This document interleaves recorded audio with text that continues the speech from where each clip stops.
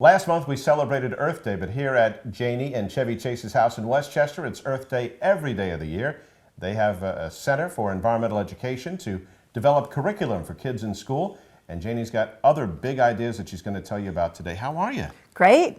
It's so good to see you, and this is such a Thank you. fabulous place in Westchester County. We love it here.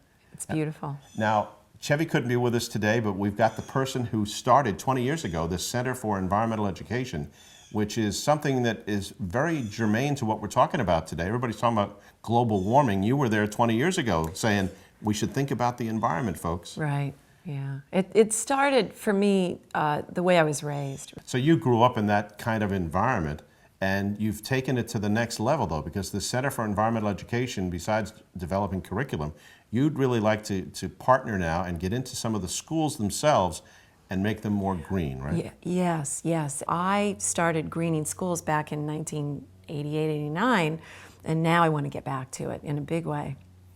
And to do that, I'm teaming up with an organization that's fantastic. It's called Earth Day Network, and it's the organization that's the engine behind Earth Day.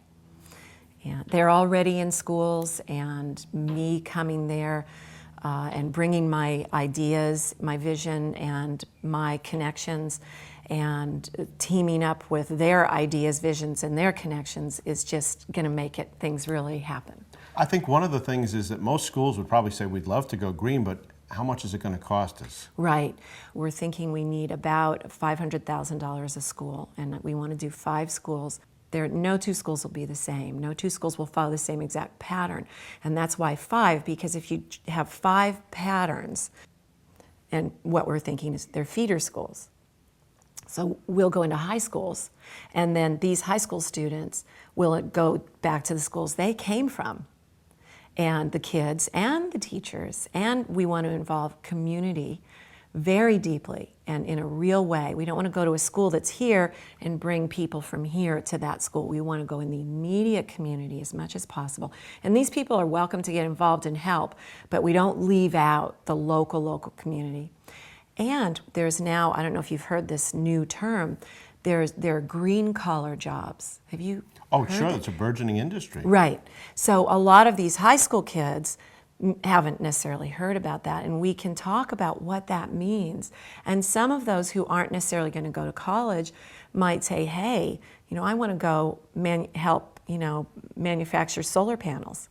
And right now, the companies that are building wind, solar, geothermal, all of those things, they need those workers, and they're doing the training themselves. Well, now, is that where Chevy and the show business angle comes in, raising that kind of money? Yes, yeah. I use my husband absolutely blatantly, and he knows it, and he understands it. And But that's what he can bring to the table. absolutely, though, right? yeah. And he believes in all this too. It's really my passion, but if he were here, he's adorable. We've been married almost 26 years, and he would be saying, because I love my wife, He's very sweet about it, and I'm very lucky because he's willing to stick his neck out and be sort of used over and over and over again.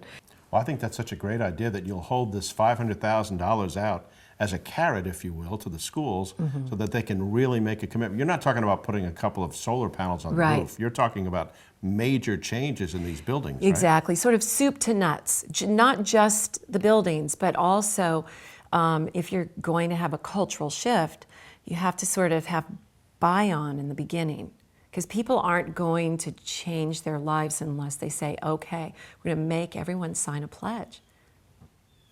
Right now, there is something called the President's Climate Commitment. Presidents of the colleges and universities here in our country, I think we have over 500 that have signed this climate commitment, saying that by, I believe it's 2020, they will lower their carbon footprint by 30%. Well, that's a big goal. That's huge. Man, some of them are seriously looking into generating their own power, clean energy. Can we get this building, the largest energy use building, energy waster, onto geothermal? So not only will they create a tighter envelope, perhaps put solar panels, cut down on water use. I guess they reuse the water. Try to cut down on it and use gray water and capture rainwater. There are so many really cool things to do. So you slowly lower. Here in our house, we've done a lot of things, and one is a tankless hot water heater. I mean, your vision of how this was going to turn out 20 years ago and how it's turning out is pretty. They're coming together pretty well. Yes, here. yeah. That's what's the amazing Isn't that thing, exciting? Right? I mean, when you had it in your head that, I really want to change the way people do things, and now you're actually seeing it happen. Yeah. And as the more people get involved and the prices of these technologies comes down because they're Right. being mass produced, Bingo. everybody will be on board, right? Yeah. I mean, nobody wants to pollute.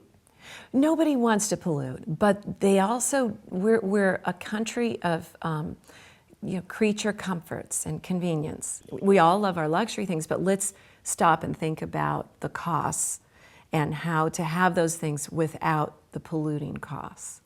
And there are ways, more and more, Priuses. I love my Prius. Oh, of course, you have to drive a Prius. Of course. Well, Jayni, thank you so much for your time today. And we look forward to hearing about your initiatives. And is it going to be like a competition to see which schools get the $500,000 grant, if you will? It's going to vary. One of the cities we're doing is Chicago, and they had suggested that we have a 2-tier application process. So, in other words, then everyone becomes aware that this is even happening. And I like that idea. And so in that regard, I guess it would become competition. We want to follow up and see how you're doing, and I'm sure we'll be hearing about it, and it's a fantastic idea. Yeah. And it's so obvious that you're so excited about this. Yeah, That's I know. really pretty cool. Thank you. Thanks for giving me the opportunity to talk about it, because I think the more people hear these little things, the more they're all going to jump in and participate. So. Right. Jayni Chase on the environment. Mike Bennett on the road.